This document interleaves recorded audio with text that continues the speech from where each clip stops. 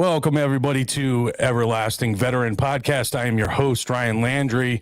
I am coming to you with an amazing individual, a Season 7 winner of The Voice, Team Blake, Craig Wayne Boyd, hailing from the great state of Texas, multi-instrumentalist, and the winner of the NBC's The Voice.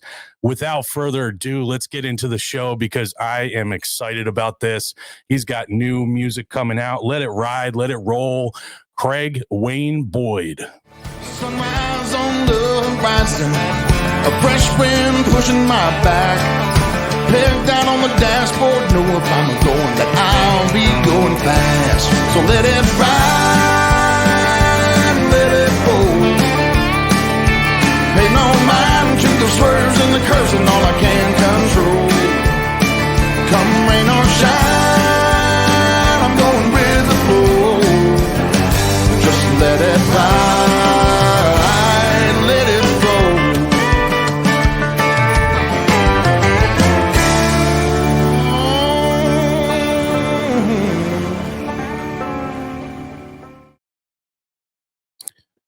What's going on there, Craig? Nice to have you on Everlasting Veteran Podcast. I appreciate you taking your time to jump on and tell your story. Man, glad to be here. Yeah, so basically, I mean, Everlasting Veteran, I have everybody on from musicians to comedians to veterans to military members and everything else. And I just love getting perspective from everybody because I do believe that we all can share a little bit of insight with each other to improve each other's lives as well.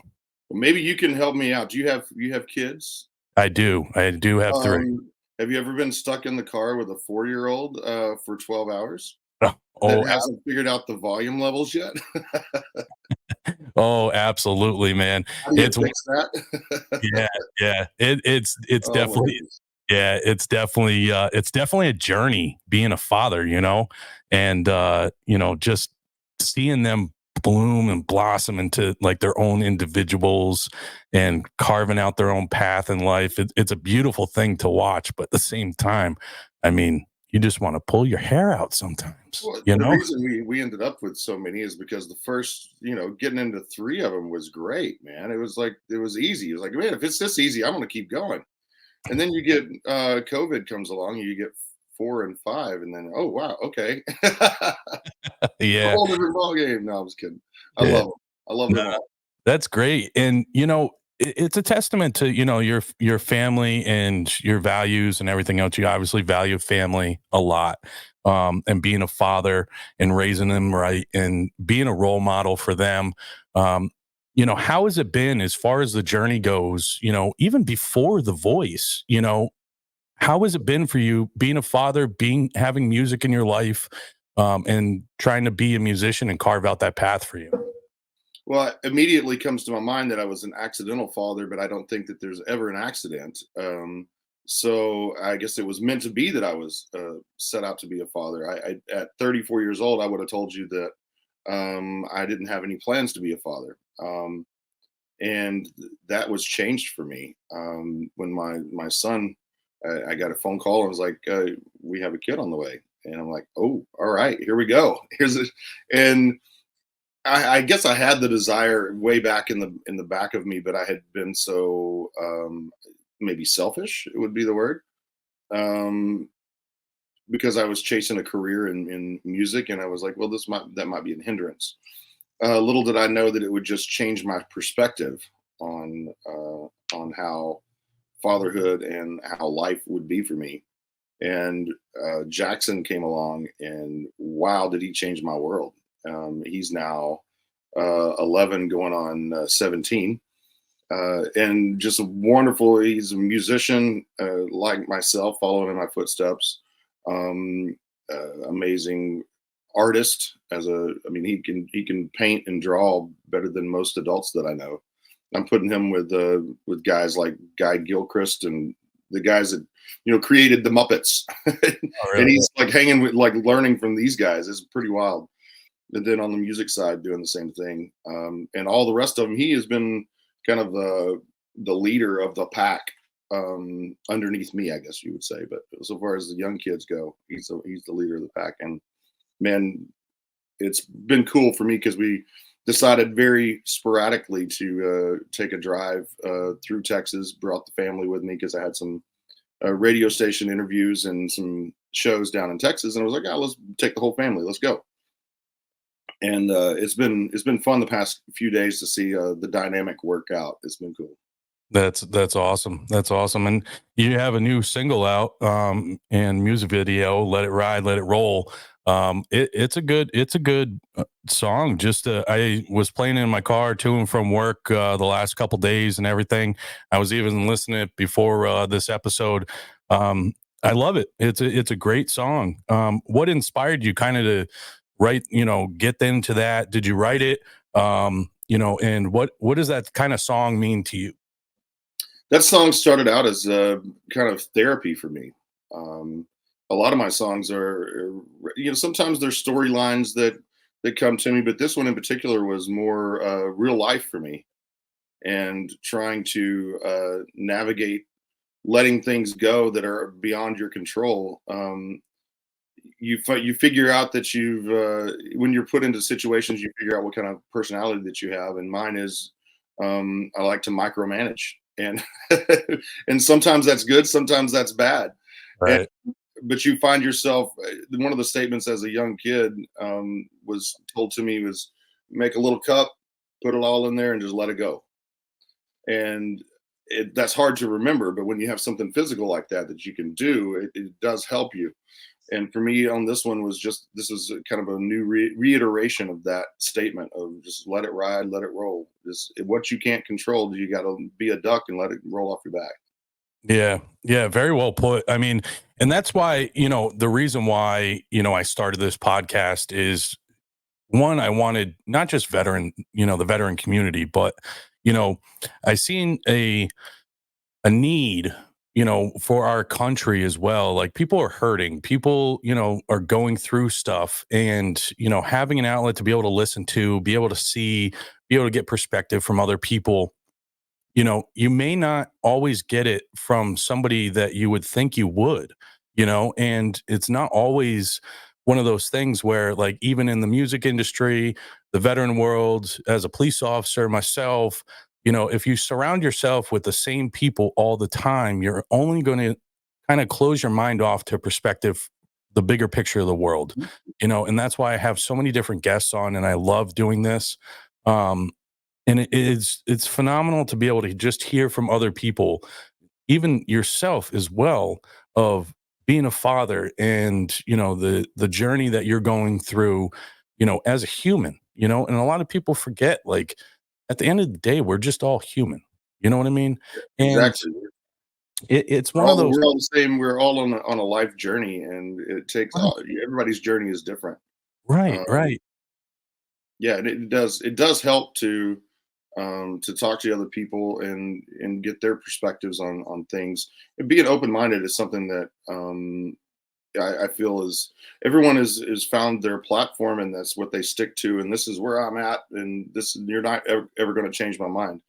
Sometimes we should be open to, maybe we just look at it from a different lens. Yeah. Yeah, and it's that old saying, if it ain't broke, don't fix it. But at the same time, like, there's always room for improvement, right? There's always room for improvement in, a career, a personal life. But if you're not 100% yourself, where are you going to be able to stand trying to improve anywhere else? This is Um, true. so, but so the Texas radio tour, what's that all about? What's going on with that? How, has it happened? Did it not happen? Well, Still So on it? what's been cool for me, and it's a little bit of my journey, is I started playing music full time I started playing music at the age of 4. I've been on stage since I was about 5 years old. Um, Growing up here in Texas, where I'm at the moment, I at a young age, I think I started playing bass full time at church when I was 13 years old. From that, I got my first record deal when I was 19, Wow. and it was in the rock market, being a bass player and a harmony singer for other people. When I opened my mouth, I realized that I had too much twang in it, and that rock music was not where I was supposed to be at. I was a country boy, And I grew up on a healthy dose of bluegrass music. And my mom, where I'm at now, I'm at her house, visiting her with the family, and she was a gospel lady. She's still she's Pentecostal, which is how I grew up. She has long hair and long skirt, and that's the way she views the world, and I love that. But my dad was a bluegrasser and a honky tonker, and he would go out and play in the bars, playing music and stuff. And that's kind of a little bit of where my musical background comes from. So it's a healthy dose of gospel and the honky tonk country stuff. And that took me down a path of leaving once I realized that I wanted to write songs and really hone that craft. I wanted to go to where I could learn. It's kind of the school of hard knocks, if you will. So I moved, packed up everything I had in the back of a red Chevy pickup truck and took off to Texas. I mean, to Nashville. I'm sorry, from Texas. There we go. From Texas. Yep. From Texas to Nashville. And man, it was a fun journey, fun experience for me, because I had grew up knowing about a 100-mile radius from where I was born and raised, and then all of a sudden I'm traveling the world, literally traveling the world, playing music and playing music with other guys. It was pretty wild for me.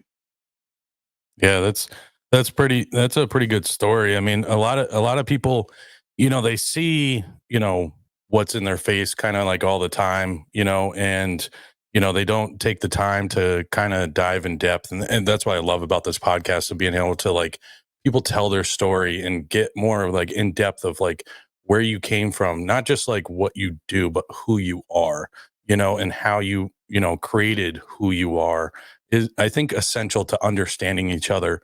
And amazing of, obviously you started, bass player, rock band, it's not for you. And you paved your own path because you knew who you were, and you wanted to, shoot for the stars.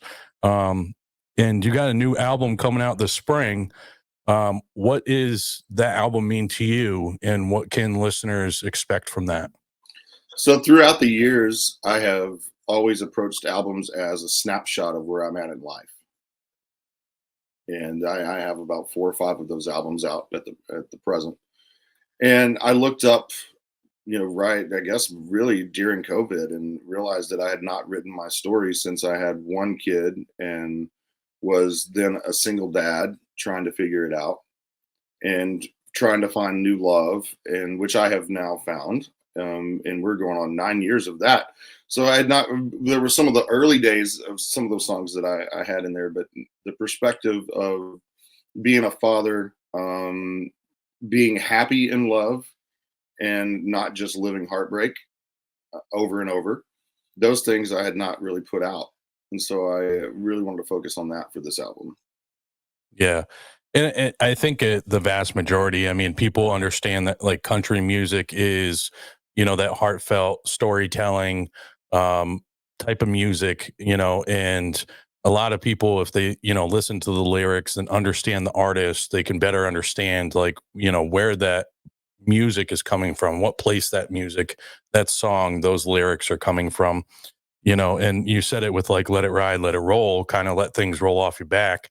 And it's a testament to just you being able to understand you as an artist and the direction that you want to bring your music, and even managing it, as a family man, as a father, and everything else. How has it been for you, kind of managing both worlds, and blending them together at the same time?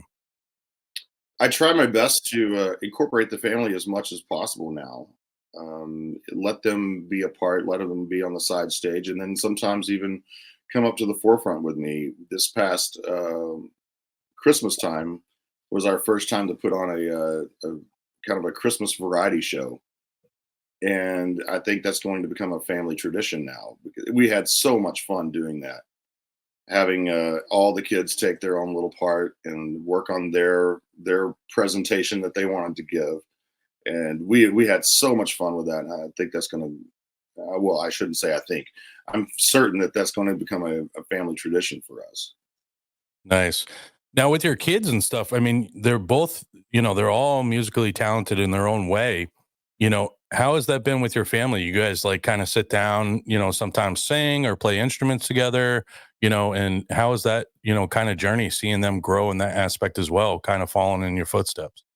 I feel very blessed that they have taken a liking in a kind of similar directions. My wife is also a phenomenal singer, and she's going to be guesting on this new album also, which might be news for some folks.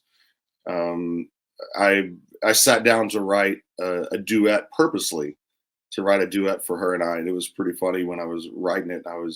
I kept calling her in the middle of the write. I was writing with some friends of mine, and it was like, "Babe, would you say this about me?" It was kind of awkward to write a verse for her to sing that I was talking about myself, and was like, "Hey, wait, would you say this about me? Right. Do you love me that much?" No, I'm just kidding. Yeah, but I mean, it kind of, and I want to put it in perspective for like the watchers and listeners, as a singer songwriter, right? You're taking that in-depth dive into how you think other people see you or talk about you, right?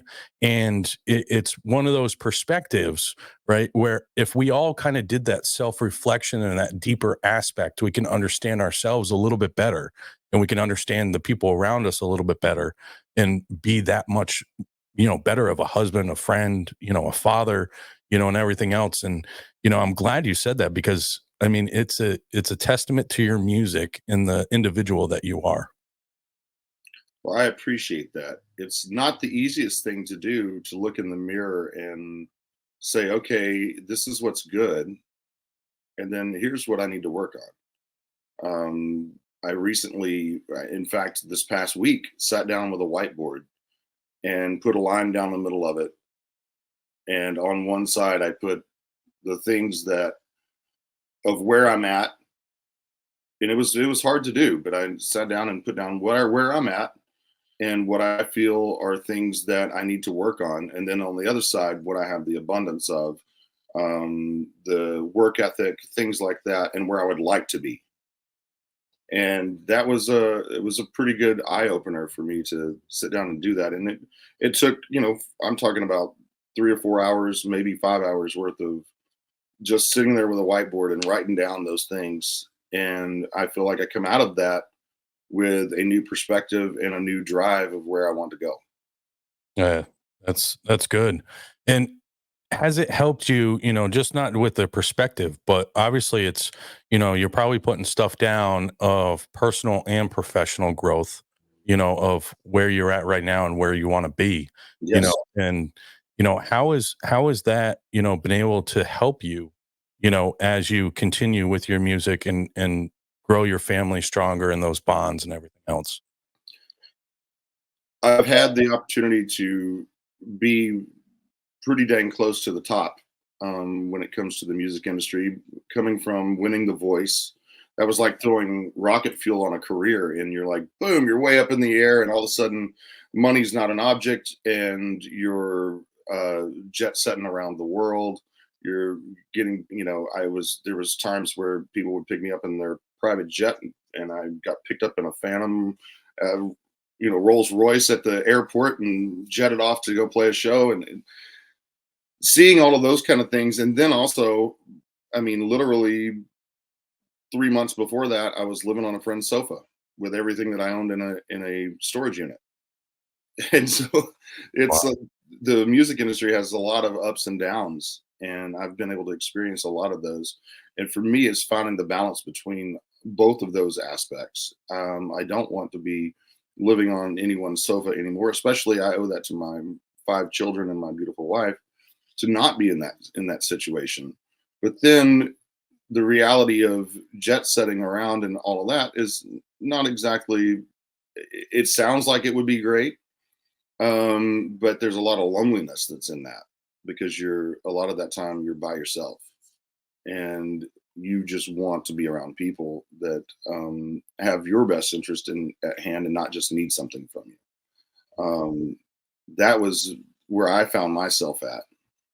And when you don't have the career or up to standard, or you haven't had that last press hit that puts you in the limelight, your value starts dropping, and then you have the people that you thought were trying to help you out were really just trying to get something from you, and then they start falling by the wayside, and it leaves you being the one to continue to hold that candle and hold the fight, and we're going to push forward. And that's where I found myself at. Even now, we're putting together a new team around me that can help me achieve the goals that I want to set. But to put that team around yourself, you have to know where you want to go, and that's why I was doing the whiteboards. And the whiteboard stuff is just to sit down and like, this is where I want to go. Now, who do I need around me? What kind of folks do I need around me to help me achieve those goals? Yeah. So I want to kind of unpack that a little bit, because you hit home on a lot of stuff that even the veteran community feels, and this is why I love what I do. And in your travels, you have the emptiness, that loneliness, the sense of belonging, being around your people, right?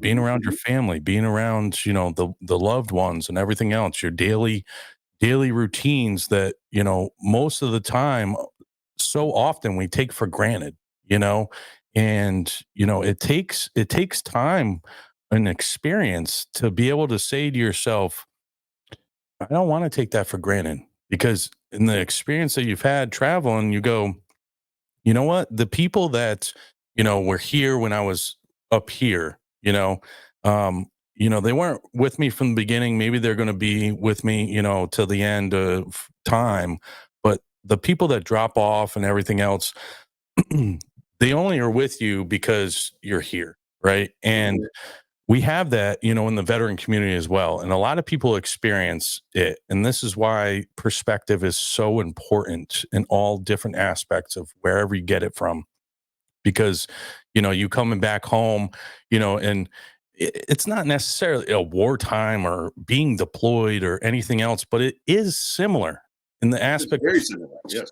aspect of feelings, the aspect of what you feel in here and think in here, you know and that changes your perspective on life. It changes how you treat people. It changes every minute of your day of understanding who you are, where you want to go, and who you want to surround yourself with.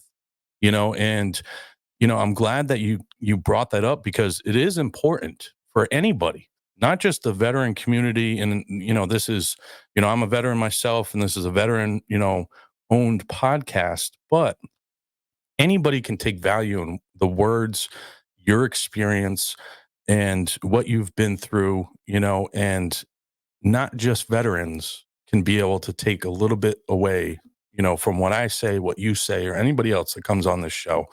So beautifully said, man. I appreciate you opening up about that, and just amazing journey that you've been through so far.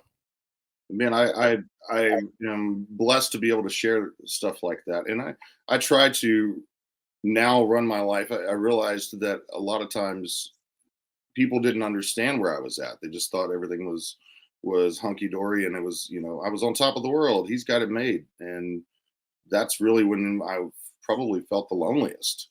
I was on the road for, I believe, I want to say, yeah, 2015, 2016. I was on stage 240 plus days a year, and that doesn't include the travel days. And it was again, I saw every single state in the contiguous United States, include well, and then also Alaska. Um, I'd been to every single one of those, but I saw them through the windshield or through the side window of a bus, and didn't get to experience any of those places really. Right. That was the wild part of it, and that's one of my goals that's on my whiteboard, is that I want to experience all of those places again, but be able to take my family and see those places, because I know that they were beautiful. But I got to experience them again from the window or the side view mirror of a vehicle, and it was wild. Yeah. Yeah, and I mean the big point is, as an artist, and as you grow, and even artists that, have, made tremendous leaps and bounds, the point is we're all still human. And at the end of the day, when the cameras turn off, when the microphones are off, and nobody's around to, have that support, on stage and stuff like that, the real world sets in, you know, Mhm. and we have to just kind of remember, like you said, who am I surrounding myself with when that's all turned off? And I just want to be me, you know? And it's not what you do, it's who you are, And people have to have that light switch. They talk about, let's go, time to turn it up, time to turn it on. It's go time. You go on tour, you do this, whatever, and that light switch goes off. And if you don't surround yourself and have those pillars and the support and stuff, like you said, it becomes lonely. It becomes there's a sense of emptiness. And it's very important for anybody to be able to understand when you're at your highs, you're going to have your lows. And I think it was Morgan Freeman. There was a very short clip that came out. I don't remember if it's Morgan Freeman, but he's sitting around the table with some pretty prestige, actors and stuff, and he's talking about, this too shall pass, right? And Mhm. you're at your highs, this too shall pass, right? And you're at your lows, this too shall pass. And that's the ebbs and flows in life, and understanding that even at, your worst times, you'll get through it. And at your best times, you'll find balance throughout your life as you go on. Oh, absolutely. And I want to make sure that I do make it clear. It's, I feel like I've only scratched the surface of my ability and the level of success that I am meant to achieve, or have the ability to achieve, I should say. Absolutely. So I feel that drive even stronger than ever right now. And not just to take care of family, but I feel like it was something that was given to me by the higher power that allows me to be able to do that. And sometimes you just got to really focus and get that. Yeah, find that pinpoint. It's like, you're looking through it. We were out shooting guns yesterday with the family, and y- you throw the bottle out in the pond, and you're going to shoot it, and you have to find that crosshairs, right? You Right. know, the red dot shows you where you're shooting at, and that's what I've been trying to do is really get that red dot where it needs to be. Yeah. Yeah. And, you have, shows, you've done shows all over the country as well as Sweden, Australia, and Ireland, and encompassing your family more.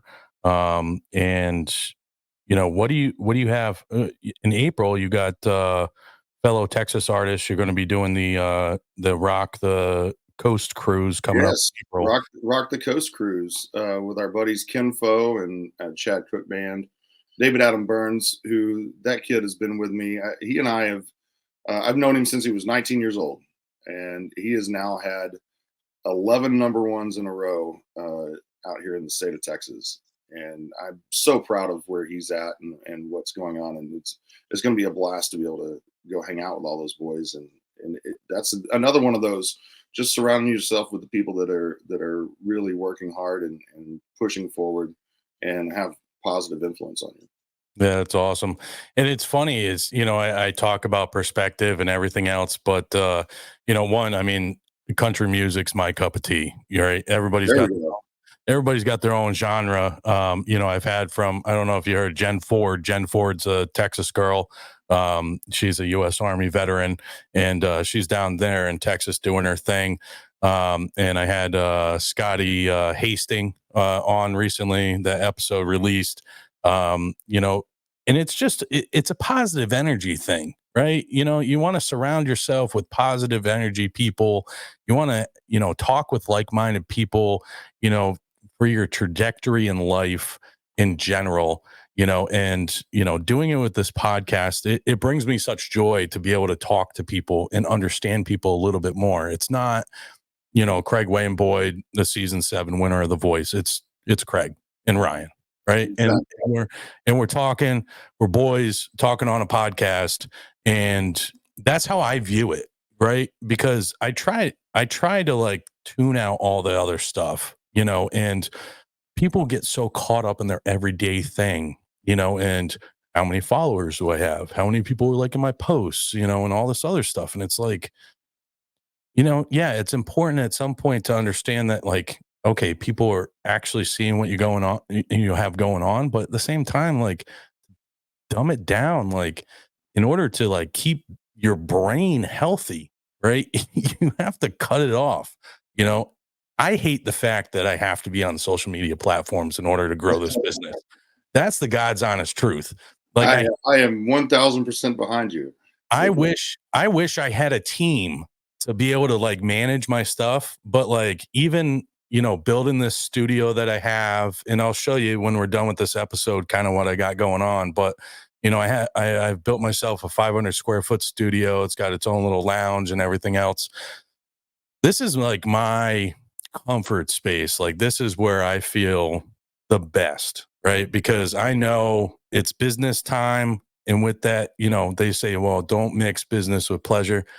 It's bullshit. Like, you got to do what you love, right? And yeah, I'm a police officer now. I served in the military, but that's not who Ryan Landry is, right? Ryan Landry is that person that just wants to help people, right? In any way, shape, or form, and let them tell their story. And I've come to understanding of that's me, and anybody that's listening, and you did it with your whiteboard, and stuff like that. And we continue to grow, and we don't close our minds off for growth. And you nailed it on the head earlier of like, people that are like, this is who I am and I'm not changing. And when you do that, you stunt your growth as a person, for you and everybody else that you're surrounding yourself with. And a lot of people sometimes, when you have a breakthrough and say, enough's enough, I'm ready to grow, and then you hit the road in a figurative sense, and you put the rubber to the pavement, and you do whatever you got to do to get and achieve your goals, your dreams, and everything else. It's just a phenomenal thing when things click. You know what I'm saying? So Yeah, it's funny because we've literally this whole time broken down why I wrote the song that I did. And it doesn't sound like that's when you listen to the song on the surface, Let It Ride, Let It Roll. It's meant to be a fun feeling song, but it has a lot of introspective things going on it underneath it. yeah. Well, that's what I do. That's how my brain works. When I listen to stuff, obviously, like, yeah, you got the rhythm and stuff. People got to get into it, but at the same time, if you take a minute, and I do this every single time. I even do it with like kind of my podcast once in a while. I'll listen to an episode to kind of have like self-reflection on where I started, where I'm going, what I'm doing now. And you sit there, and you probably do it with your music too. You sit there and you close your eyes and you just listen to the lyrics, you listen to the instruments, you listen to what's going on, and you say to yourself, okay, I need to tweak this, I need to do this, it's not right yet, and whatever. And then all of a sudden the harmony and it just clicks, and then you're like, yep, the song's ready, you know. And if people did that, in their life with whatever they have going on, they take a moment, 10 seconds, 30 minutes, whatever the case may be, and just close your eyes and you think about what you have, where you've come from, where you're going, and it will give you that inner perspective for yourself, and drown out all the noise. And your song, when I listened to it, I did exactly that. I closed my eyes, I listened to it, watched the video and stuff like that. But then I watched it, listened to it again. You close your eyes and you kind of think about what you got going on, you think about the lyrics, and you can kind of break it down. And that's how my brain works in a weird way. Very nice. I So, noticed something else that you did, that I noticed with another artist, actually one of the biggest artists, Garth Brooks. And when he talks about himself, he always talks in third person, because that's Garth Brooks, the entity, and that is his. I wouldn't say it is his alter ego, but it is. That's his. Garth Brooks is Garth Brooks, the entertainer, and then right, there's probably Garth. You know, right, he's got the two different ways of looking at it, and for me. I find myself doing something similar to that, and it's CWB is the artist, and then there's Craig. right, right. Let me take a moment and kind of process that. Did you just compare me to like how I do things to like Garth Brooks? Well, I noticed that that's the way you were approaching how you were talking about your podcast, and I was like, that's pretty wild. I am honored, dude. I am a huge Garth Brooks fan too. And Garth Brooks actually met up with Scotty Hasting. It's funny that you mentioned that. Everything kind of like falls into place, like when you're just involved with a forward positive projection. And I posted about it, his meeting with it and everything else. But to have that similar, even in a little bit in the realm of like the conversation of what I'm doing and Garth Brooks being mentioned, I'm honored that you brought that up, man, because he's an amazing individual. Eh, thank you. Thank you very much. That's all I Absolutely. gotta say. That's all I gotta say. So last May, let's dive into, obviously there's a lot of people, right?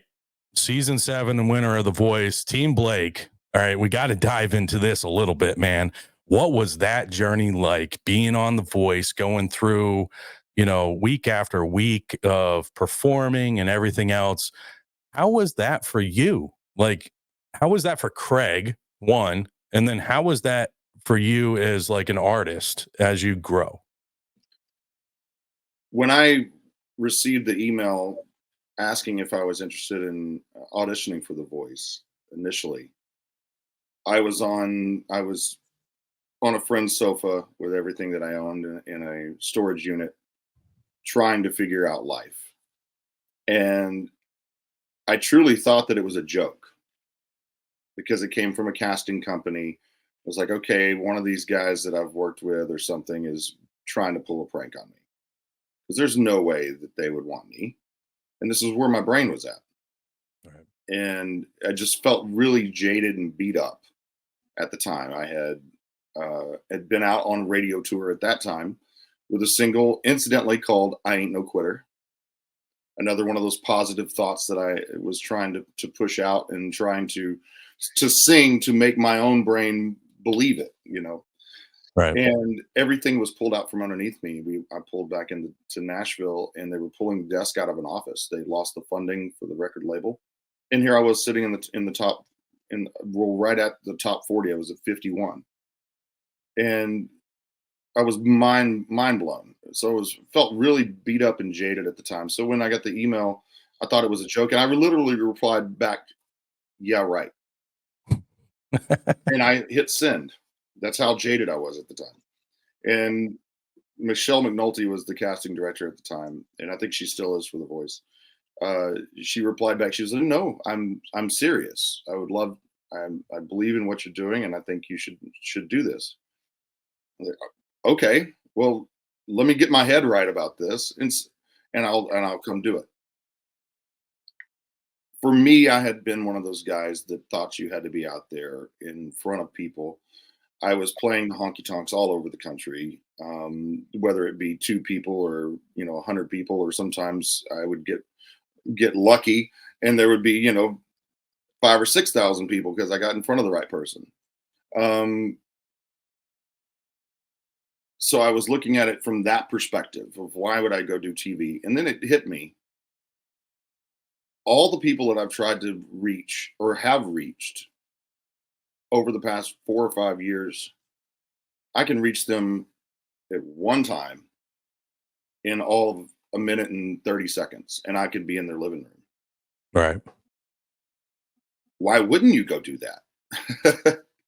So I really was like, okay, if I'm going to do this, I need to put on the hat of I'm going to learn, because I obviously don't know it all, or I would be a lot further along than I am. So that's that inner voice talking to me, that self-reflection, looking in the mirror. Okay, this is where you're at. This is where you think you should be, or this is where your reality's at. So I went to LA and did the auditions, and lo and behold, having the attitude that I had, which was, I'm here to learn. These people obviously know more about what I need to do. Now, I'm doing the right music, I'm singing the right songs. I'm not approaching this in the correct way.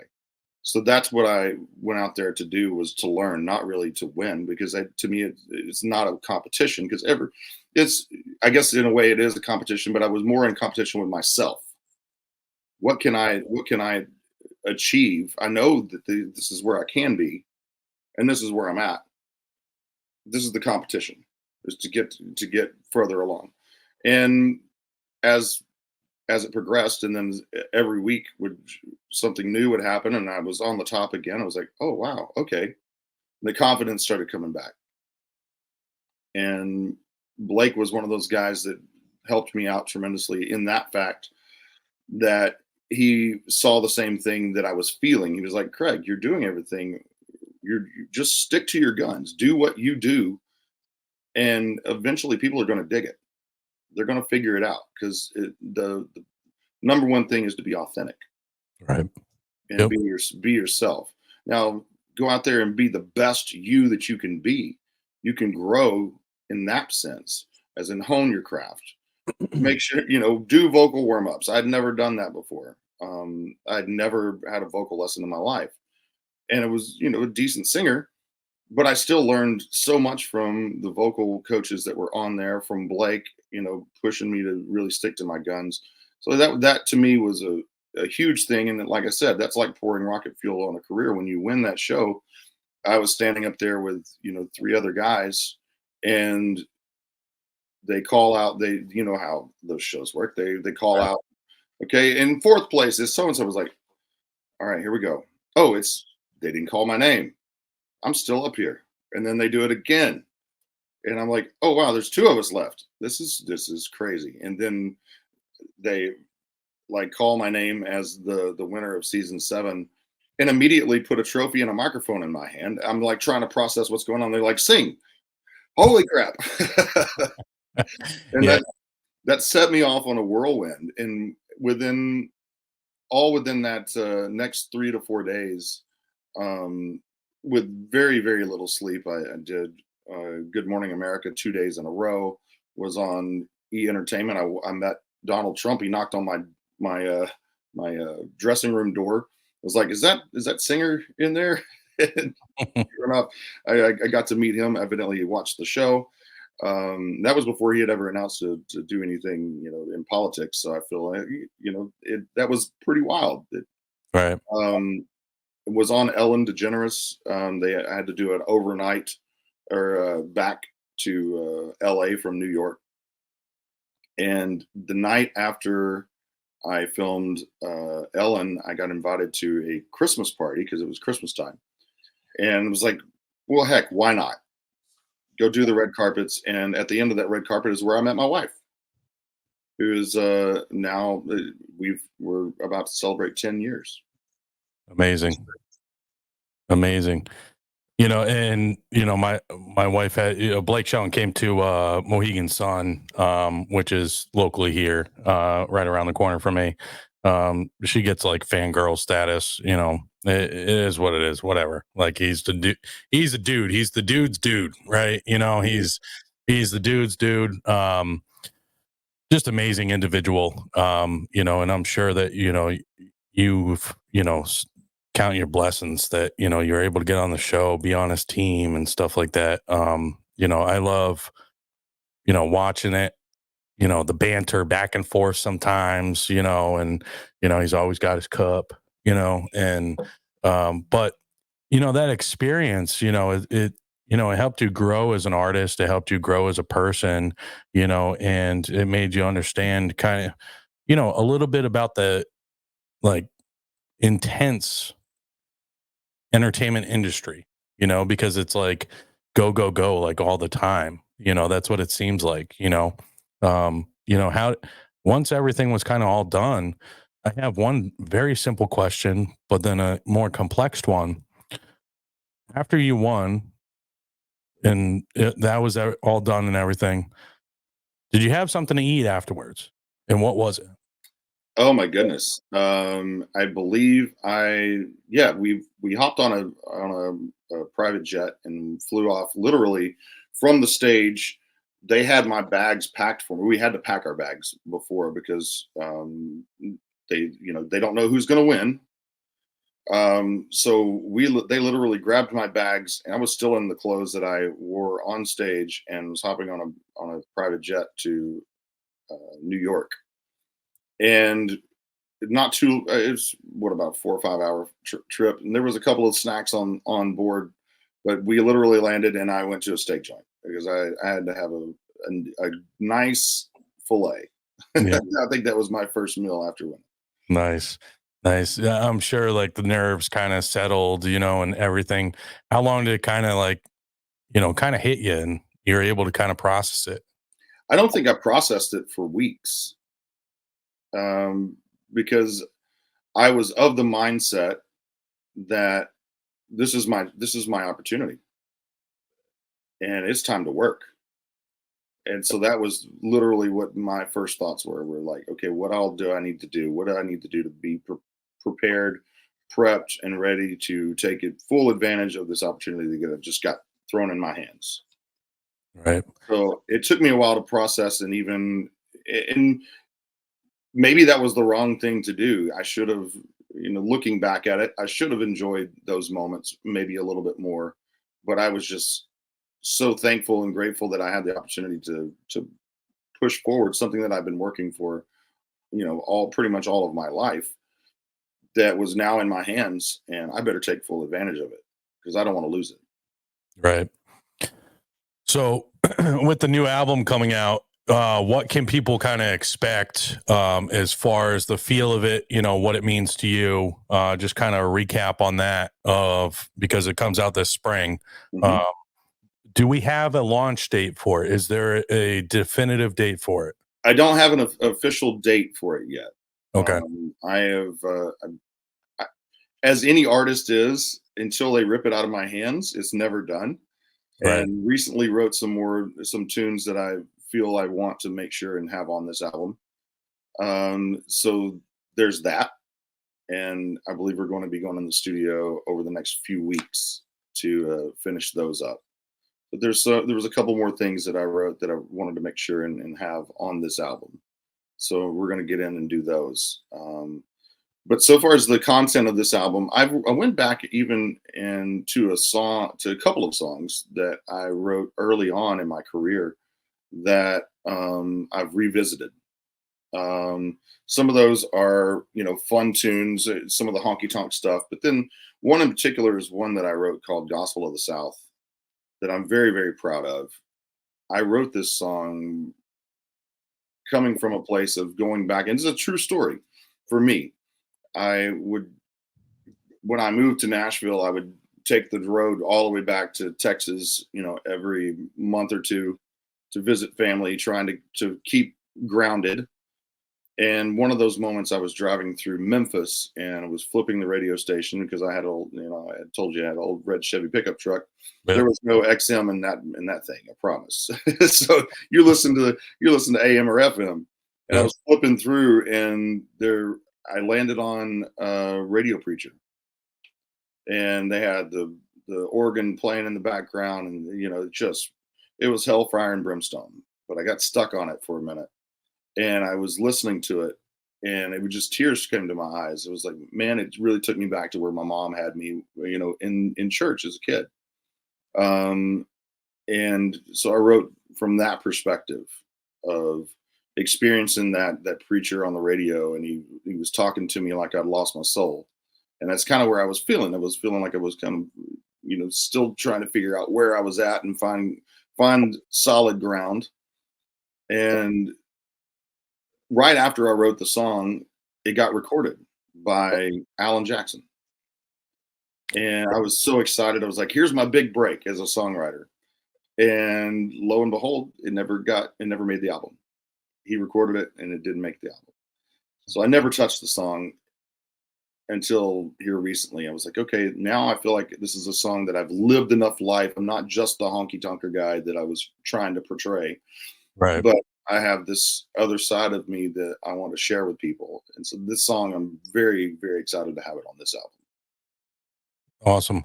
Yeah, that was going to be my next question, of a song that, everybody has like maybe that one per album or two per album that like really kind of hits home, hits you right in the feels type of thing. And I was going to ask you about that. Um, but how was it? You were recently recorded in Steel Record Studio, boys, Leaf Shively and Yes. Kyle Roop, great dudes, great musicians. How was that experience down there? We are working on he's working on a project that I am not allowed to speak about yet, but it is basically, I can say this part of it. It is a tribute album that they're working on. And I got to go in and pick one of my, influential artists, and I got to pick one of their songs to do. And I'm very excited about that. That's awesome. Yeah, two great guys. They really have a great atmosphere. And I call Leaf once in a while just to check in on him. A great dude, just down to earth, guy. And it's amazing place for artists to be able to go and everything else. And that's awesome that I'm gonna have to call him. And Yeah, there you go. yeah, I'll let them tell you what we're doing. But yeah, I'll Kyle Roop, he was my steel guitar player right off of The Voice. He was out with me on the road for quite a while. yeah, he is amazing. His talent's like really good. His talent level is superb. Yeah, yeah. And just how he kind of like hears, and I honestly think that he like kind of sees the notes like in front of him. You know what I mean? Like floating through the air and it just flows into his fingers. You know what I Yeah, mean? I believe that. Yeah, amazing, amazing individual. His musical ability is unparalleled. He's performed with many other people and everything else. But yeah, so what else can we expect from CWB and the future in 2024 and moving forward? Well, we're just working on getting this new music out. I'm going to continue to push out music. I want my goal, on my whiteboard is I would like to be putting out an album a year. And over the next few years, I think that's important for me to stay on top of where I'm at musically and continue that story on as it progresses. Yeah, that's awesome. And when this album comes out, you said you have a duet with your wife, correct? Yes. Yeah. So when this album comes out and things get going and everything else, if you guys can take, some time out of your day, I'd love to have both of you on, talk about the album, talk about the song, what it means to both of you guys, performing it, coming up with it and everything else.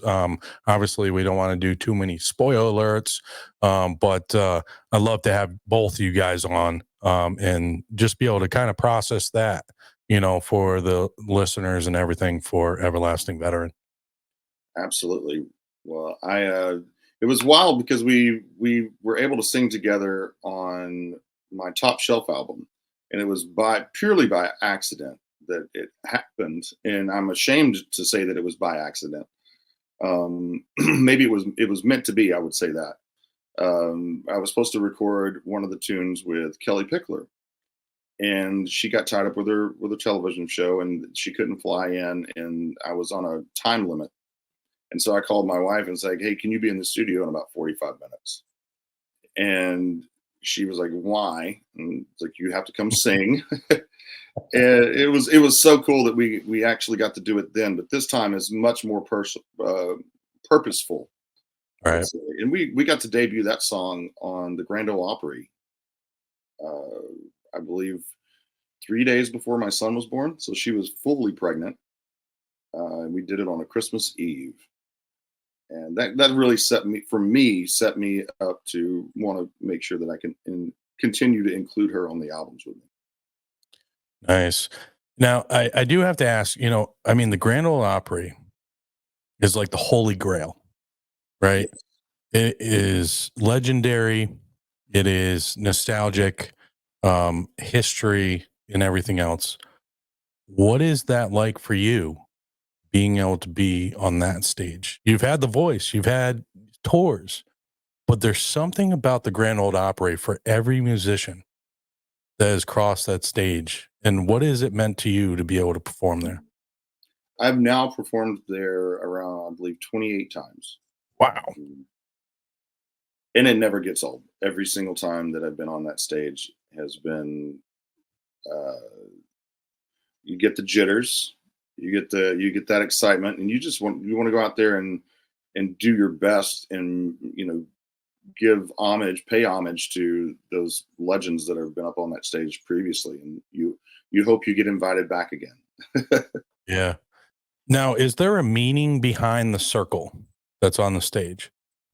The circle on the stage is a portion of the original stage from the Ryman Auditorium, Okay.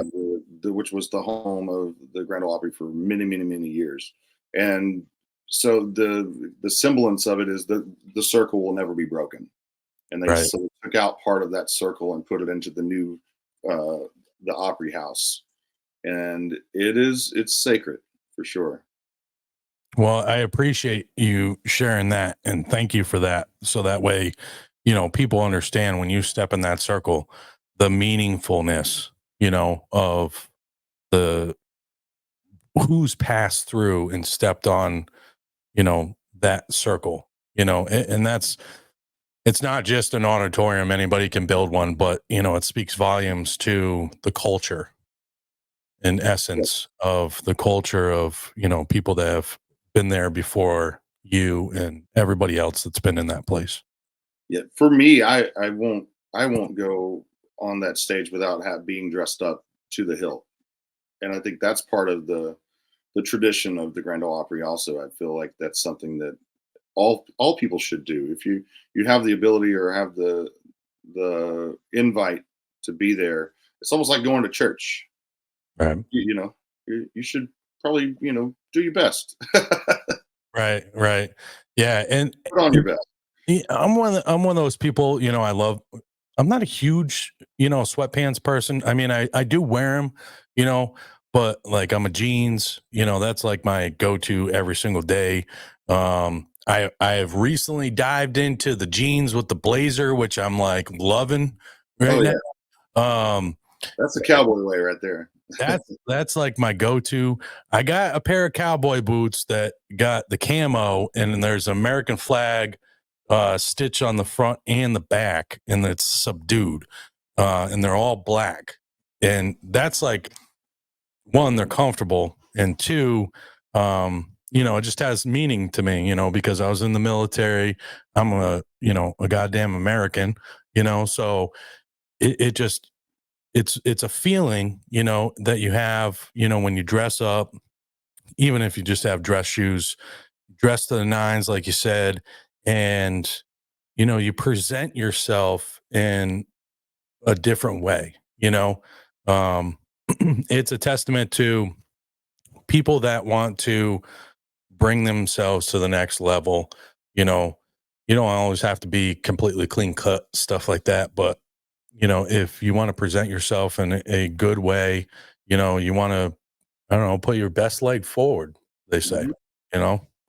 So, hey, Craig, listen, man, I appreciate you taking the time out of your day, coming on the show, sharing your story, talking with me, and everything else. And it's been an absolute pleasure. Is there anything else with the listeners and the watchers that we can expect from Craig Wayne Boyd moving forward in 2024 and beyond? The big thing is to if you want to know more of what's going on, make sure that you go to craigwayneboyd.com. From there, you can sign up for our mailing list. You can Also find me on all the socials from there. It's on the screen now. CWB Y'all is where it's, which if you look at that, it's Cowboy All. I saw that on your Instagram handle, and I'm like, okay, CWB Y'all, and I'm like, oh, okay, now I see it. All right, I see you, Craig. I see you. I see what you did there. It was funny. I was changing. I walked into an event, and one of my buddies come up and he said, "It's Craig Wayne Boyd, y'all." And I was like, "Where the heck did you come up with that, man?" And incidentally, I guess I was my voicemail had messed up, and it was late night, and it said, "State your name." So I was like, "It's Craig Wayne Boyd, y'all," and I never knew for a long time that was on my voicemail. So I dubbed myself Craig Wayne Boyd, y'all. So now I have 4 names instead of just 3. Yeah, I like that, Cowboy Y'all. Like that. Yeah. That's Cowboy Y'all. yeah. That's good. That's good, man. That's good. Yeah, go check out Craig Wayne Boyd. Follow him on Facebook, Instagram, YouTube, Spotify, X. I still call it Twitter, just because I'm just this social media dinosaur over here. But I didn't have any of them besides Facebook until I started Everlasting Veteran. So, and it's been a journey, to say the least. I'll tell you that right now. Learning how to operate all this stuff and, getting stuff out there. I wish I had a full team. It'd make it a little bit easier.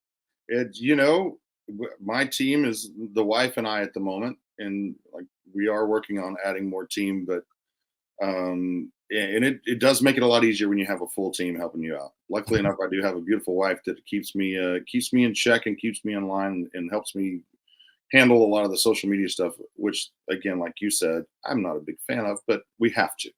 Yeah, you have to. That's how people communicate. It's part of everybody, their lives, but people have to understand it's how you choose to use it, of how you allow it to affect your life, is the bottom line. Use it in a positive way.